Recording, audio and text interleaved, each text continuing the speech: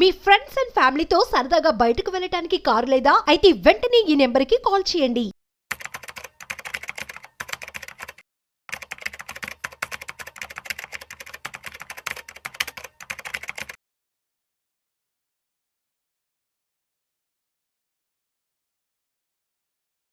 నమస్తే, welcome to Vishnu talks. నేను మీ విష్ణు. ప్రస్తుతంతో పాటు సీనియర్ ఫినాన్స్ ప్రొఫెషనల్ గిరిబాబు గారు ఉన్నారు. వారితో మాట్లాడదాం. సార్ గిరిబాబు గారు నమస్తే. సార్ నమస్తే అండి. సార్ గిరిబాబు గారు, తరతరాలుగా యుగాలుగా మన పెద్దవాళ్ళు మనకు ఒక మాట చెప్తూనే వస్తున్నారు, కష్టపడాలి కష్టపడాలి కష్టపడాలి, కష్టపడితేనే జీవితంలోకి పైకి వస్తాము, కష్టపడితేనే మనం కోటీశ్వరులం అవుతాం, ధనికులం అవుతామని. సరే, నా స్థాయికి తగ్గట్టు నేను కష్టపడుతున్నాను, మీ స్థాయికి తగ్గట్టు మీరు కష్టపడుతున్నారు. ఒక కట్టెలు కొట్టే సోదరుడు ఆయన స్థాయికి తగ్గట్టు ఆయన కష్టపడుతున్నాడు, ఒక రాళ్ళు కొట్టుకునే సోదరుడు ఆయనకి తగ్గట్టు ఆయన కష్టపడుతున్నాడు, ఒక రిక్షా లాగే సోదరుడు, ఒక ఆటో దోలుకునే సోదరుడు, ఇలా ఎవరి స్థాయికి తగ్గట్టు వాళ్ళని కష్టపడతానే ఉన్నాం. ఇప్పుడు అందరం కష్టపడుతున్నారు, కానీ వీళ్ళలో కొంతమంది మాత్రమే ధనికులు అవుతున్నారు, కోటీశ్వరులు అవుతున్నారు. మిగతా వాళ్ళు అక్కడే ఆగిపోతున్నారు. అంటే సామాన్య మధ్యతరగతి జీవితాలతోనే ఆగిపోతున్నారు. అంటే ఇప్పుడు ఇక్కడ కష్టపడడంతో పాటు మనం కోటీశ్వరులం అవ్వాలి అంటే దానికి ఇంకా అదనంగా ఏం జోడించాలి అంటారు? మన కష్టానికి ఇంకా ఎటువంటి ఆలోచనలను, ఎటువంటి కోణాన్ని జోడించాలి అంటారు? యా, గుడ్ క్వశ్చన్ అండి. నార్మల్గా మనము ఎప్పటి నుంచో వింటున్నాం, కుబేరుడు ఎవరు అంటే ఒక Elon Musk, India Mukesh Ambani, Adani పేరు చెప్తుంటాం తప్ప ఒక 4 పేరు 5 పేరు చెప్పమనండి, గబ్బుకు నాకు గుర్తురాదు మనకు. అలా అని వీళ్ళకి అప్పులు లేవా? అప్పులు కూడా ఉంటాయి వీళ్ళకు. ముఖేష్ అంబానీకి నిన్న అనౌన్స్ చేసిన క్వార్టర్లీ రిజల్ట్స్లో దగ్గర 3.5 lakh crores అప్పులు నేను డిక్లేర్ చేశారు వాళ్ళ ఫైనాన్షియల్స్. ఇది సహజం. ఇది అయితే మరి కోటీశ్వర్లు అయ్యారంటే కోటీశ్వరు అయ్యారు వాళ్ళు. అయితే ఇక్కడ అందరు కోటీశ్వర్లు అవుతారా అంటే అందరు కోటీశ్వర్లు కారు. ఫస్ట్ ఆఫ్ ఆల్ అసలు కోటీశ్వర్లు అంటే ఎవరు? అంటే డబ్బున్న వాళ్ళే కోటీశ్వర్లా? ఫస్ట్ ఆఫ్ ఆల్ ఈ డబ్బులు, ఈ ధనము, నేను రిచ్ అవ్వాలి అనేది ఫస్ట్ మన ఒక యాటిట్యూడ్. అది ఇప్పుడు నార్మల్గా కట్టెలు కొట్టే వాళ్ళు ఉంటారు, మీరు అన్నట్టుగా కట్టెలు కొట్టే సోదరుడు, లేకపోతే రిక్షా నడిపే సోదరుడు, ఆటో నడిపే సోదరుడు, ఎంతకాలం ఆటో నడిపినా వాళ్ళు ఆటో నడుపుతూ ఆ వచ్చే డబ్బులతోటి సాయంత్రం కాగానే తిని పిల్లలకి ఏదో చూసుకొని అలా పడుకొని మళ్ళీ పొద్దున్న లేసి కట్టెలు కొట్టి లేదా ఆటో నడిపి ఇలాగే ఉంటారు. మరి ఎప్పుడు వాళ్ళ లైఫ్లో ఎదిగేది కదా? సో అలా ఎదగాలి, అందరు కోటీశ్వర్ల వాళ్ళంటే, అందరు పల్లకిని ఎక్కాలంటే మోసేది ఎవరు? అందరూ 6 మోస్తే కదా ఒక పల్లకి వెళ్ళేది. మనందరూ కూర్చునేది ఒకరే. కనుక ఆ ఒకరు ఎవరు అనేది వాళ్ళ యాటిట్యూడ్ బట్టి, వాళ్ళు ఏం కావాలనుకుంటున్నారో దాన్ని బట్టి ఆ పల్లకిలో కూర్చునే అవకాశాన్ని అందిపుచ్చుకుంటారు వాళ్ళు.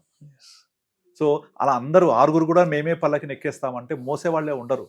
సో ఈ సిస్టమ్ అలాగే డెవలప్ అయింది. డెవలప్ అవ్వడము అంటే ఇది మనకున్న ప్రకారంగా మీకు యాటిట్యూడ్ ఏముంది, మీ యొక్క అవకాశాలు ఏమున్నాయి, మీ యొక్క ఆలోచనలు ఏమున్నాయి, మీరు ఏం కావాలనుకుంటున్నారు, ఆ ప్రకారంగా మనము ముందుకెళ్తూ ఉంటాం. అందుకనే చాలామంది చెప్తుంటారు, నువ్వు ఒక రిచ్గా పుట్టడం అనేది నీ చేతిలో లేదు, కానీ రిచ్గా చనిపోవడం నీ చేతుల్లో ఉంటుంది. అంటే ఆ రిచ్నెస్ అనేది ఏంటి? అది డబ్బే అవ్వక్కర్లేదు. That is what I'm saying. ఇప్పుడు అందరూ ధనవంతులు కావాలి, అందరూ డబ్బు కోసం పరిగెత్తాలి, డబ్బే నాకు ప్రధానమైనది, డబ్బుతుంటేనే నేను రిచ్ అని అనుకుంటే అంతమించి పిచ్చోళ్ళు లేరు. డబ్బే అక్కర్లేదు. ఇంకా రిచ్నెస్ అనేది చాలా పారామీటర్స్లో ఉంటుంది.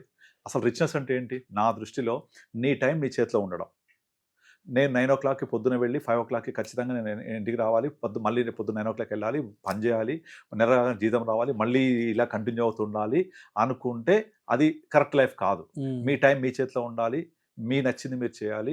మీరు ఒకరి కోసం పనిచేసేటప్పుడు మీ సాటిస్ఫాక్షన్తో పనిచేయాలి, లేకపోతే నాకు ఇంకో అవకాశం ఉంది అనుకోవాలి. మీరు స్వతంత్రంగా బ్రతకడం ఈజ్ యువర్ రిచ్నెస్. ఆ స్వతంత్రంగా ఎప్పుడు బ్రతకగలుగుతాము? ఆర్థికంగా భద్రతగా ఉంటే. ఆర్థిక భద్రత ఉంటేనే కదా. సో ఆర్థిక భద్రత ఎంత ఉంటే నేను రిచ్ అవుతాను? అది మీ యొక్క రిచ్నెస్ యొక్క డెఫినేషన్. నేను 10 కోట్లు ఉంటే నేను రిచ్చా, 5 కోట్లు ఉంటే రిచ్చా, లేకపోతే 50 లక్షలు ఉంటే రిచ్చా అనేది మనం ఫస్ట్ అర్థం చేసుకోవాలి.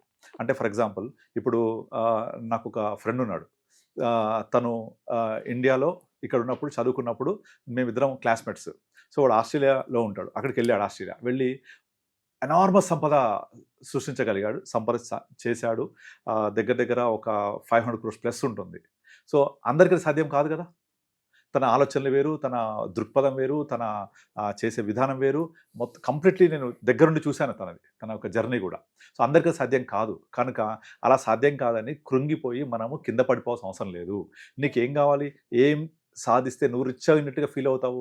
నీ రిచ్‌నెస్ అంటే అర్థం ఏంటి? నీ దృష్టిలో, నీ దృక్పథంలో అంతవరకు నువ్వు రిచ్ అవ్వాలి. అందుకే కార్ల్ మార్క్స్ అనే ఒక తత్వవేత్త ఒక విషయం చెప్పాడు. మానవ సంబంధాన్ని ఆర్థిక సంబంధాలే అని. Everything is related to money. ఇప్పుడు మీరు ఒక రూపాయి నువ్వు ఏం చేస్తావంటే, నేను ఏమైనా చేయగలను, తల్లిదండ్రుల మధ్య గొడవ పెడతాను, అన్నదమ్ములను గొడవ పెడతాను, ఏమైనా చేయగలను అంటది. కనుక ఆ రూపీని మనం సంపాదించాలనుకునేప్పుడు, కోటీశ్వరులు అనుకున్నప్పుడు జాగ్రత్తగా కూడా ఉండాలి మనం. కనుక నేను ఇచ్చే డెఫినేషన్ ఏంటంటే, రిచ్‌నెస్ ఏంటంటే హ్యాపీగా నిద్రపోగలగాలి. నిద్రపోదామని బెడ్ మీద పడుకోగానే వీడికి అప్పులు కట్టాలి, వాళ్ళకి అప్పులు కట్టాలి, లేకపోతే రేపు పొద్దున ఈఎంఐ ఎలా కట్టాలి, పిల్లల ఫీజులు కట్టాలి. ఇలా కనుక మీరు ఆలోచిస్తూ నిద్రపోయారంటే that is not the life. హ్యాపీగా నిద్రపోతే నిద్ర రావాలి, పడుకోవాలి, తినగానే అన్నం అరిగిపోయే పరిస్థితి ఉండాలి. అంతేగాని తిన్న తర్వాత అరగడం కోసం నడవద్దు. అంటే రెండే ఉండాలి. ఫస్ట్ నిద్రపోవాలి. అంటే నిద్రపోవడం అంటే ఏంటి? టైంకి నిద్రపోతే వెంటనే నిద్ర రావాలి. That is what your richness. Because health మించిన వెల్త్ ఇంకోటి ఏం లేదు కదా. తర్వాత నువ్వు ఫ్యామిలీతో హ్యాపీగా ఉండాలి, నచ్చిన బట్టలు వేసుకోగలగాలి, నచ్చిన కార్ డ్రైవ్ చేయగలగాలి, నచ్చిన మనుషులతో ఉండాలి, నచ్చిన ఇంట్లో ఉండాలి. నాకు హైరెస్ట్ టవర్స్ చూసి అది 5 crores 6 crores ఉంది, నేను అక్కడ లేనని కృంగిపోవాల్సిన అవసరం లేదు. మన ఇల్లే స్వర్గసీమ. సో మీరు ఎంతలో ఉంటే అంతలో మీరు హ్యాపీనెస్ పొందొచ్చు. కనుక ఆ హ్యాపీనెస్ కోసం ఏం చేయాలో అది ఆలోచించండి ఫస్ట్. ఆ హ్యాపీనెస్ ఎక్కడ దొరుకుద్ది అది ఆలోచించండి. దీనికి ఎంత కావాలి? అంతవరకు మీరు సంపాదించగలగాలి, సంపాదిస్తూ ఉండాలి. దీనికి ఏం ప్లాన్ చేయాలి? నా శాలరీ ఎంత, నేను ఏం కావాలి? ఫస్ట్ ఇది కనుక ఈ యాటిట్యూడ్ మీరు డెవలప్ చేసుకుంటే, ఈ యాటిట్యూడ్ డెవలప్ చేసుకొని నేను ఎంత సంపాదిస్తే రిచ్ అవుతాను, నా దృష్టిలో రిచ్‌నెస్ యొక్క డెఫినేషన్ ఏంటి అని తెలుసుకోగలిగితే అందరు పల్లకినెక్కొచ్చు కదా.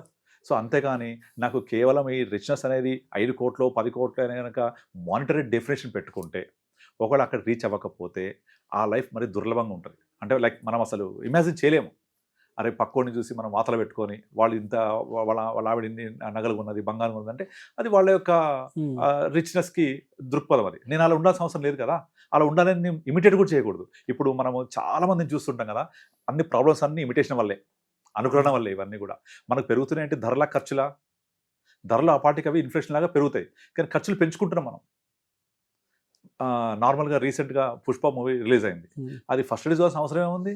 అర్ధరాత్రి 12 చూడాల్సిన అవసరం ఉంది? 800 రూపాయలు టికెట్ పెట్టి ఒక 2 నెలలు అయితే టీవీలో మామూలుగా చూడొచ్చు కదా. మా టీవీలో వస్తుంది, లేదా 15 రోజుల తర్వాత ప్రశాంతంగా కూర్చొని చూడొచ్చు కదా. అది పరిగెత్తి వెళ్ళి ఎందుకు చేయాలి? ప్రాణాలు పోగొట్టుకోవడం ఎందుకు? ఫ్యామిలీ మొత్తం పోతే 4,000 ఖర్చు ఎందుకు?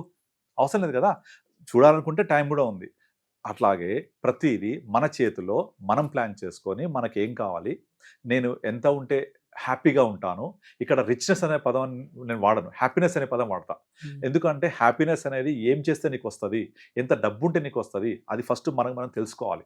దానికోసం మనం ప్రయత్నం చేస్తే సరిపోద్ది. ఇప్పుడు నార్మల్గా నేను చదివిన చదువుకి చేసే ఉద్యోగానికి పొంతనే ఉండదు చాలామంది విషయాలలో, అవునా? చదివేదేమో ఒకటి ఉంటుంది, చేసే ఉద్యోగం ఒకటి ఉంటుంది. అంటే మనం ఏం చేస్తున్నాము? మనసు చంపుకొని వచ్చిన ఉద్యోగం చేస్తున్నాం. అట్లా కాదు. నువ్వు చదివిన చదువుకు సార్థకత ఉండేలాగా చదువుతున్నప్పుడే నువ్వు ప్లాన్ చేసుకో. ఇది పలానా చదువు చదివితే నాకు పలానా ఉద్యోగం వచ్చే అవకాశం ఉంటుంది, పలానా వ్యాపారం చేసే అవకాశం ఉంటుంది, పలానా గ్రోత్ అవకాశం ఉంటుంది. ఆ ప్రకారంగా ప్లాన్ చేయాలి. అంటే స్టెప్స్ అన్ని ముందు నుంచే వేసుకుంటూ పోవాలి. సో అట్లా నువ్వు చదివే చదువు సార్థకత చేసుకుంటూ ముందుకెళ్ళాలి. చేసే ఉద్యోగాన్ని ఇష్టంతో చేయాలి. చదివే చదువు ఇష్టంతో చదవాలి, కష్టంతో చేయొద్దు. అప్పుడు ఆటోమేటిక్గా నువ్వు ఇష్టంతో చేస్తే అందరికంటే డెఫినెట్లీ టాప్లో ఉంటాం. ఇప్పుడు మీరు క్లాస్లో చూడండి, సేమ్ టీచర్ సేమ్ పాఠం చెప్పినా ఓన్లీ ఒక 10% ఎక్సెల్ అవుతారు, మంచిగా అర్థం చేసుకుంటూ టాప్ స్టూడెంట్స్ అవుతారు. 90% మంది సేమ్ పాఠాన్ని కూడా రిసీవ్ చేసుకునే పరిస్థితి ఉండదు. ఇది ఒక ఆఫీస్లో తీసుకోండి, ఆఫీస్లో ఎంతమంది స్టాఫ్ ఉన్నా అది క్రీమ్ కొంతమందే ఉంటారు. ఇది వాళ్ళ యాటిట్యూడ్. డెఫినెట్లీ వాళ్ళు పైకి వెళ్తారు. సో వాళ్ళని అనుకరించాలి మనం. వెళ్ళేటప్పుడు అరే వాడు ఇలా చేశాడు కదా, నేను ఇలా లేదు కదా అని మనకు లేనిది బాధపడొద్దు, ఉన్నవాడిని చూసి ఈర్షపడొద్దు.